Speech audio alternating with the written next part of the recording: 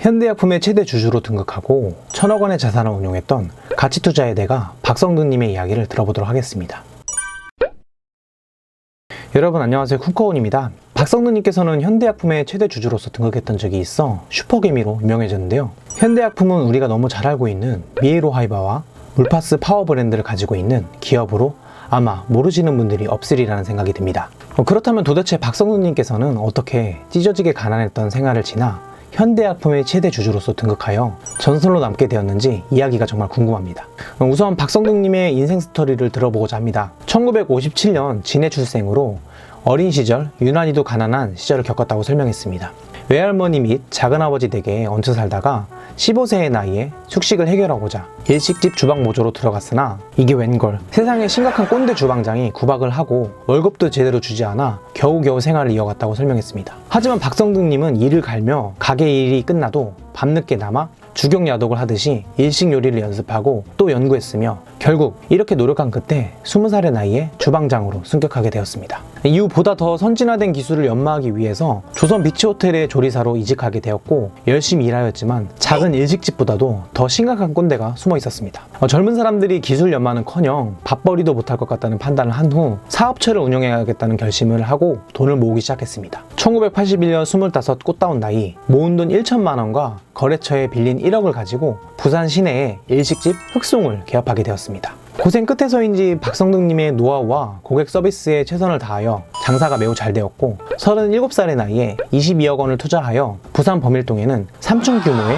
일식집 대여를 개업하여 성공한 일식집 사장님이 되었습니다. 사실 이렇게만 끝나도 일반 대중들 사이에서는 자수성가하여 대단히 잘 나가는 사장님으로서 성공했다는 소리를 들을 텐데요. 어떻게 과연 주식 투자에서도 엄청난 거수가 되었는지 정말 궁금합니다. 저만 궁금한가요? 자, 박성등님의 투자 이야기를 들어보도록 하겠습니다. 박성등님의 일식집은 고급 횟집으로 손님들이 재테크에 관련하여 대화를 많이 하였기에 엿들을 수 있었다고 설명했습니다. 특히 88올림픽 등의 이슈가 있던 1987년 88올림픽만 주최되면 한국 주식으로 떼돈을 벌 수 있다는 등의 대화가 많이 오고 갔다고 설명했습니다. 이 때문에 31살 나이에 처음으로 주식 투자를 하게 되었고 증권사를 찾아가게 되었습니다. 당시 증권가의 직원들은 은행 및 보험주 등을 추천하였는데 박성등 씨께서는 당시에는 자신이 일식집 사장으로서 횟감에 대한 지식이 있듯이 증권사 직원들도 노하우가 있겠거니 하고 믿고 투자를 했다고 설명했습니다. 허나 계속 추천한 기업들의 주가가 떨어져 불안한 찰나에 증권사 직원들을 찾아갔고 주가가 저렴할 때 사놓으면 기회가 올 것이라며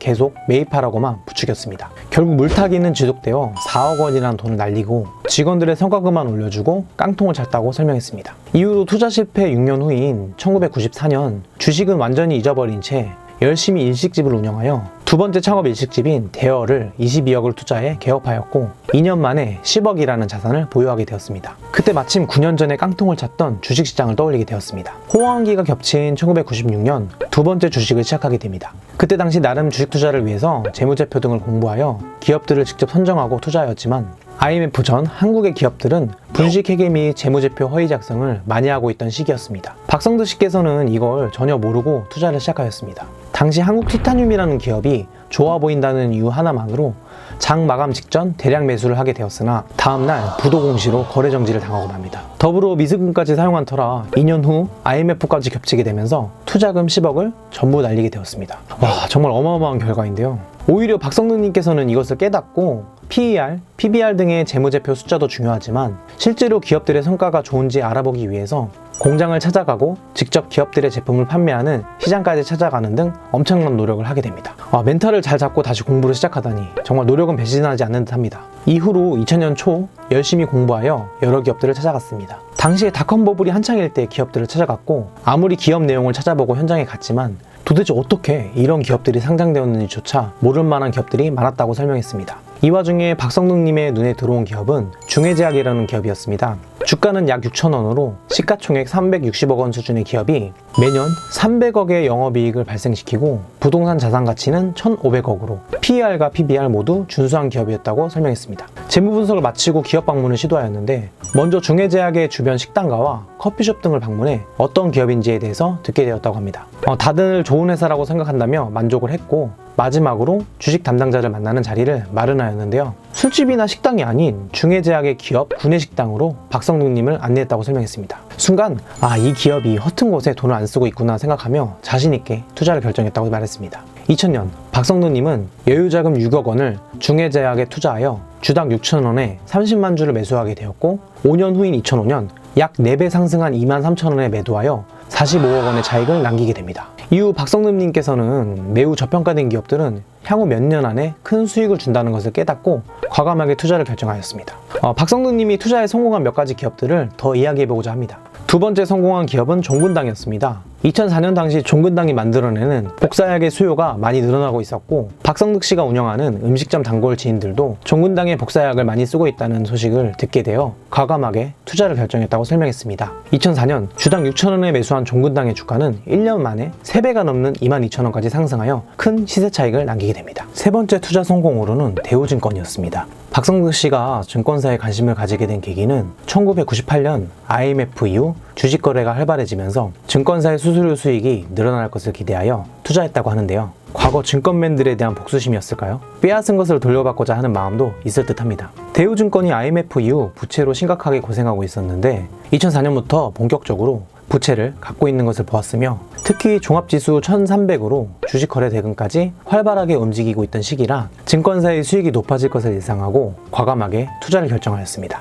2004년 주당 3,100원에 매수한 주가는 2006년 18,700원까지 상승해 약 6배의 수익을 남기게 되었습니다.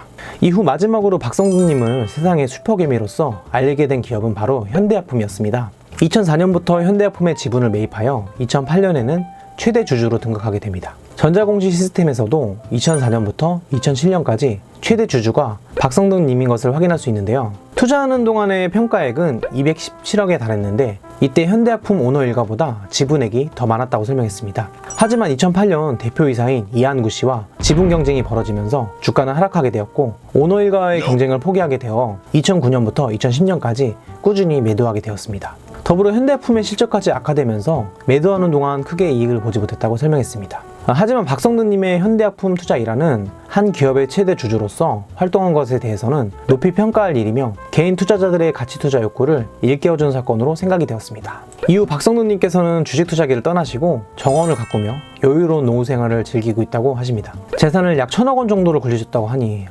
재산이 정말 어마어마하겠죠. 자, 그렇다면 박성두님께서 주식시장을 떠나면서 개인 투자자들에게 해준 조언이 있다고 하니 한번 알아보실까요? 총 10가지 정도가 되는데 너무 많이 설명하면 지루할 수 있으니 꼭 필요한 몇 가지 정도를 가지고 설명해 보도록 하겠습니다. 첫째, 개인 투자자들에게 장기 투자 및 가치 투자가 적합하다.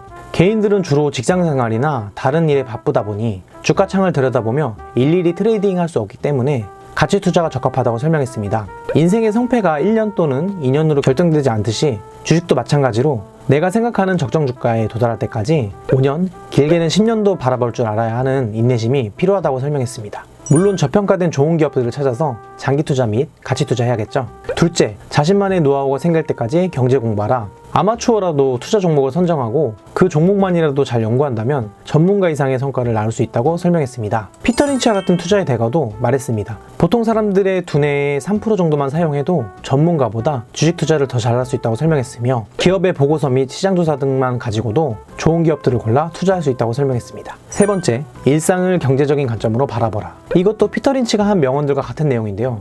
주변 생활 속에서 기업들을 발굴하며 그 상품이 기업 실적에 어떤 의미가 있는지 분석하는 등 가치 투자를 위한 전반적인 경제에 관심을 두라고 설명했습니다. 이렇게 투자의 관점에서 삶을 살아가다 보면 경제도 알아가는 것 같고 재미있는 삶을 살 수 있다고 설명해 주셨습니다.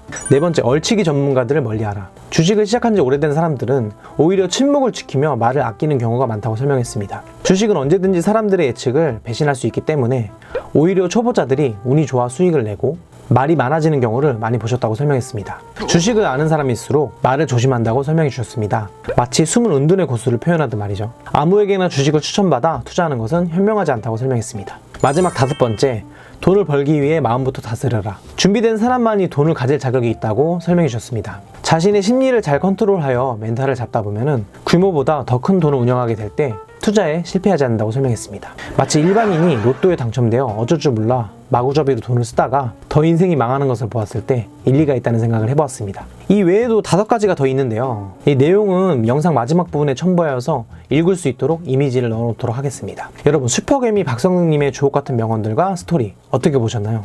개인적으로는 열심히 공부하여서 기업들을 연구하고 생활 속에서도 한 번 더 좋은 기업들이 없는지 찾아보고 싶다는 생각을 해보았습니다. 영상이 도움이 되셨다면 구독 및 좋아요 부탁드리도록 하겠습니다. 다음 시간에도 유익한 영상으로 찾아뵙도록 하겠습니다. 여러분 안녕!